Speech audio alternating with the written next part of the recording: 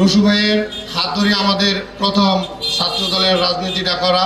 উনি আমাদের একটা প্রেরণা ছিল, কিন্তু রসু ভাইয়ের সাথে কারো কোনো গ্রুপিং ছিল না। আমাদের রসু ভাইয়ের সেই চলে যাওয়াকে আমরা মনে শক্তি জুগিয়ে আমরা কৃষক দলটাকে সংগঠিত করব।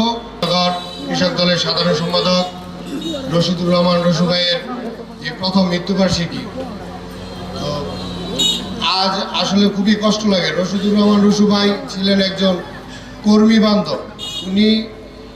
উনি দল মত নির্বিশেষে উনি কোনো পক্ষ দেখতেন না। উনি সবসময় যারা রাজপথে থাকতো তাদেরকে উনি যথেষ্ট মূল্যায়ন করতো এবং সম্মান দিত। আজকে রসু ভাইয়ের হাত ধরে আমাদের প্রথম ছাত্র দলের রাজনীতিটা করা।